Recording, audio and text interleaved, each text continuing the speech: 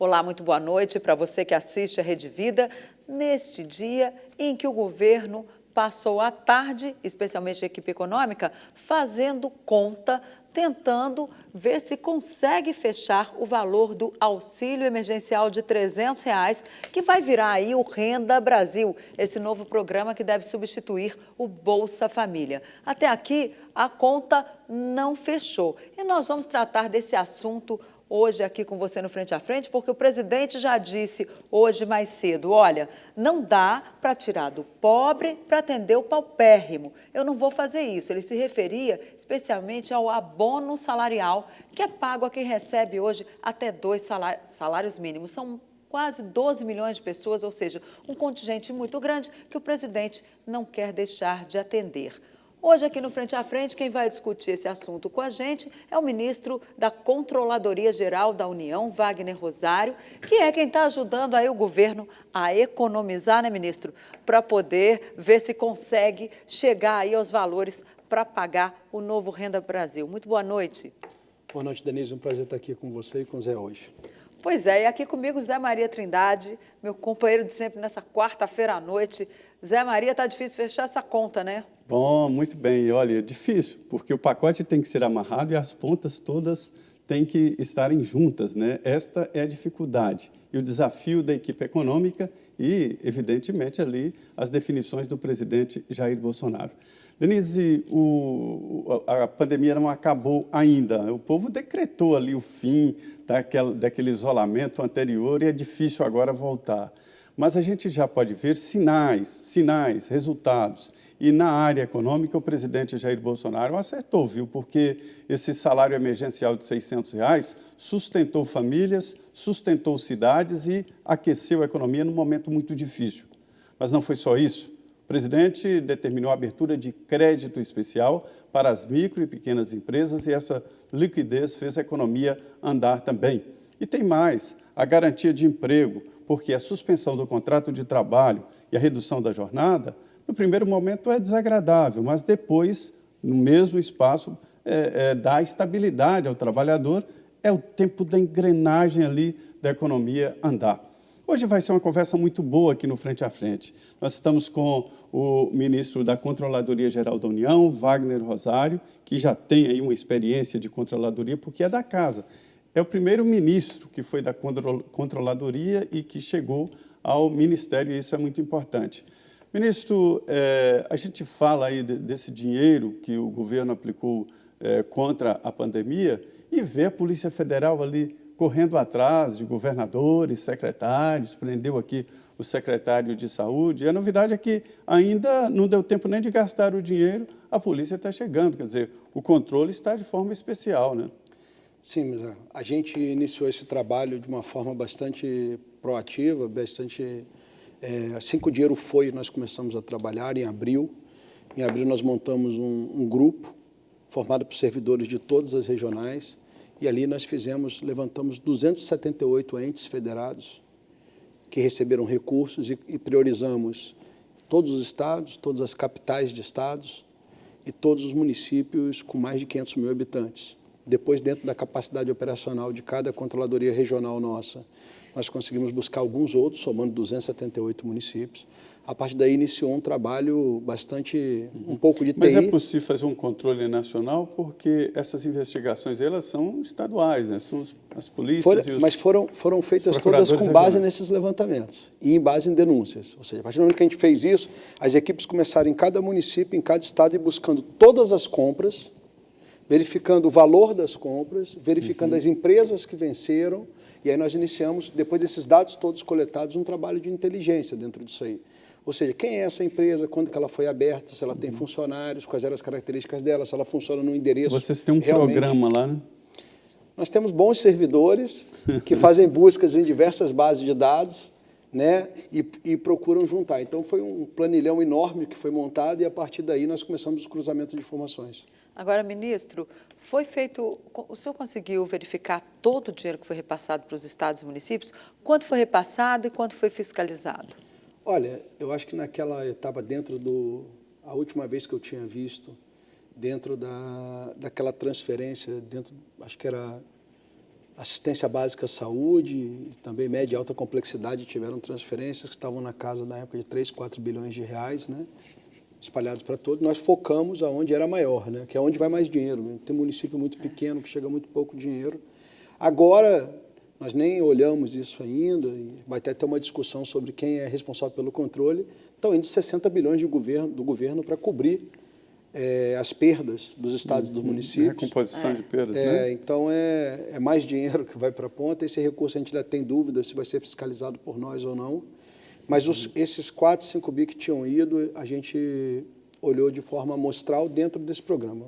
O que a gente viu que para onde foi mais dinheiro, nós fizemos o levantamento, sabíamos, não nos baseamos em preço, porque a gente sabia que o preço já estava elevado, mas a gente juntou uma série de características dentro dessa verificação. O mercado ficou caótico, né? Ficou. Assim, se fosse fazer por sobrepreço, era muito complicado. A gente juntava o seguinte, nós dividimos em quartis e só começamos a olhar do terceiro quartil para cima. Né? Quem ia para o terceiro, quarto quartil, que eram os preços mais altos, a gente olhava. Isso era problema? Não. O produto foi entregue? Foi. Então, beleza. Chegou rápido, foi resolvido. Agora, o produto não foi entregue. A empresa que foi contratada apresenta indícios de ser uma empresa de fachada. A empresa não tem funcionário, a empresa ela tem outra finalidade. Tem outra finalidade, consta no endereço que não existe. Então, isso tudo, juntando essas informações, aí a gente fez uma matriz de risco e caímos para cima daquelas que a gente via que o risco era muito grande. Em Manaus teve uma empresa de vinhos, não foi? Sim, sim. Eu acho que foi Manaus. Agora, não teve muitas secretarias aí de saúde que optaram por pegar essas tradings, essas empresas que, acostumadas ali no comércio internacional, que às vezes não era da área de saúde, mas se associou a alguma instituição que que era da área de saúde, para poder a trading fazer essas importações, especialmente da China. Isso funcionou ou foi meio um cambalacho? Olha, eu acho que... Pelas investigações que o senhor já fez aí. Está em andamento aí as investigações, mas eu não vi essas empresas nenhuma conseguir trazer nada. Tentaram fazer isso, inclusive, no governo federal. Eu compareci ao dia que o dono da empresa foi lá, a empresa não tinha a mínima condição de entregar, ele mesmo falou, nós não temos, nós vamos trazer de outra empresa. Mas aí tiveram alguns cuidados. No governo federal, nós tomamos o seguinte cuidado. Ele falou que o material ia vir de Macau, então o que nós acertamos era o seguinte, olha, nós vamos tentar botar alguém em Macau, quando embarcar no navio em Macau, porque ele queria um pagamento adiantado, que a Lei 13979 veio a previsão para pagamentos adiantados nesse momento, a gente falou, vamos botar alguém em Macau. Quando embarcar, a gente paga 30% do valor. Chegando no Porto de Santos, que eu acho que era o destino final, a gente paga o restante. Teve locais que eles pagaram 100% antecipado. Então, isso chamou atenção para uma investigação, porque...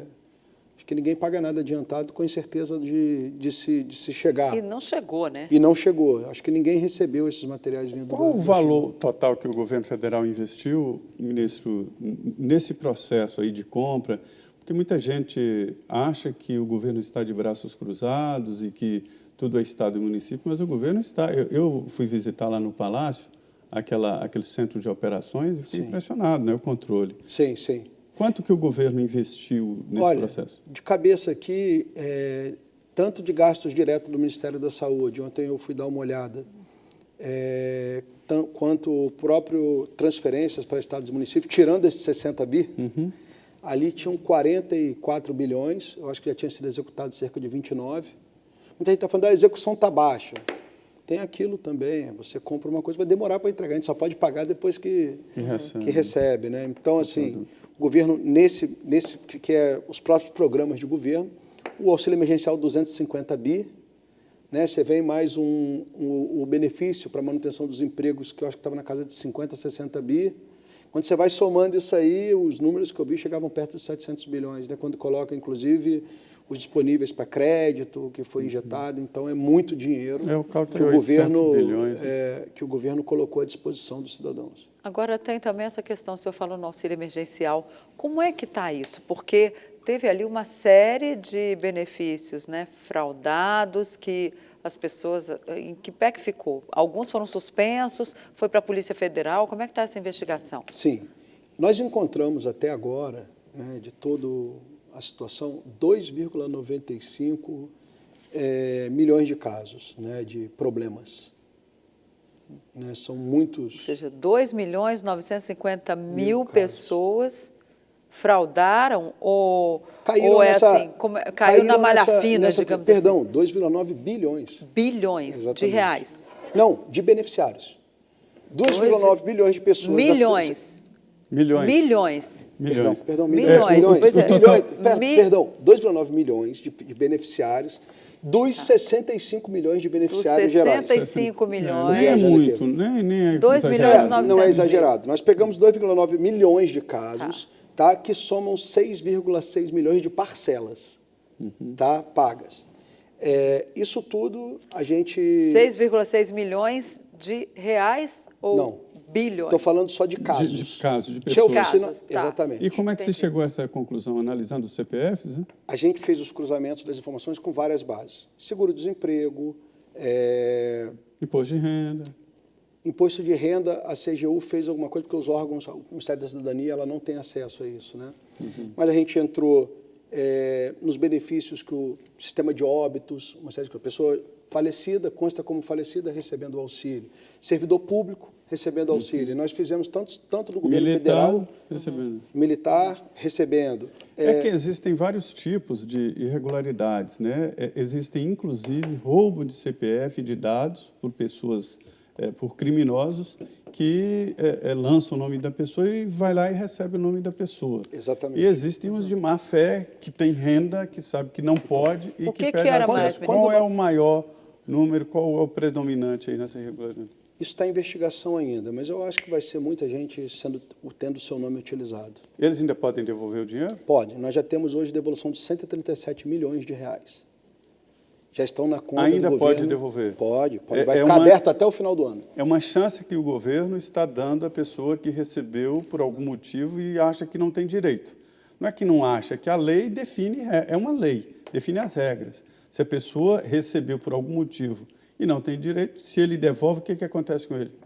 Se ele devolve, a gente no governo, a gente fez o seguinte, internamente para os servidores, quem devolveu antes de ser intimado, ele praticamente vai fazer um termo de compromisso ali. Desculpa, e a gente vai, não faço exatamente, mais, não vai sei o quê, assumir alguma ali coisa um desse compromisso tipo. e acabou, de ajustamento de conduta Uma e acabou. advertência. Como se Exatamente. fosse um TAC ali, né? Exatamente, Um exatamente termo de um TAC, né? ajustamento que são- de conduta. Agora, as pessoas que realmente caracterizar que fraudaram, tendo conhecimento, Aí eles é vão Polícia responder. Federal na veia. Exatamente. Os servidores públicos vão ser administrativamente, né? E a Polícia Federal vai atrás. O problema é que os valores individuais são pequenos.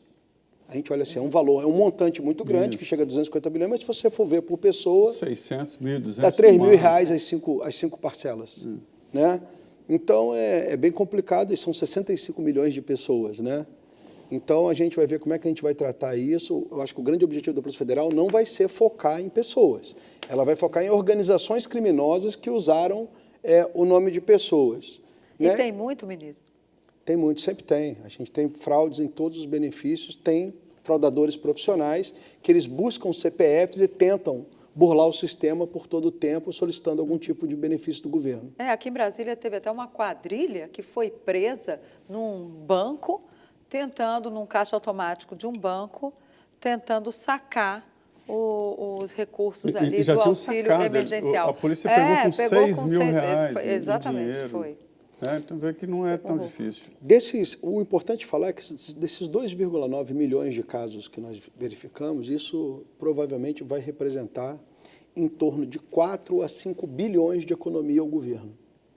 Já é dinheiro para pagar o Renda Brasil lá Já na é dinheiro frente. para economizar para outras tarefas. Né? Então, a gente espera que esse trabalho tenha esse retorno, é um retorno muito importante para o governo. O ministro, o Ministério da Cidadania fez um pente fino ainda ali no início da gestão Bolsonaro, Osmar Terra fez um pente fino no Bolsa Família, né?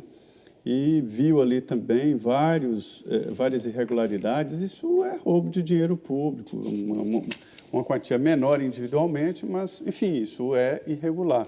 Só falar uma coisa. Pois não? Tem um amigo meu que eu até almocei com ele essa semana, e ele falou, Wagner, as pessoas ficam um pouco na dúvida se tudo isso é um erro do governo. Nossa, o governo ele teve que fazer um pagamento muito rápido. Foi rápido, não tinha... Né? Não tinha base, não tinha dados. Não tinha nada. Que você vai chegar a 65 milhões de pessoas. É humanamente impossível. Assim, a gente conta Eu falo muitas das vezes e 20 dou um milhões exemplo. não tinham conta em banco. Exatamente. Eu sempre dou um exemplo de um grupo de servidores nossos que foi fazer um curso na Suécia e chegaram lá e fizeram o seguinte comentário. Os suecos perguntaram o que a gente fazia para controlar o Bolsa Família. E nós explicamos todos os cruzamentos que fazia. Ele falou, mas para que vocês cruzam isso tudo para controlar um benefício pago a pessoas que necessitam desse recurso? Não, porque tem muita fraude. E eles não acreditaram, porque eles acharam que não poderia haver fraudes em pagamentos para pessoas carentes. Então, eu falo que essa mudança é uma mudança de integridade da sociedade. A sociedade tem que entender que os recursos públicos têm que chegar onde devem.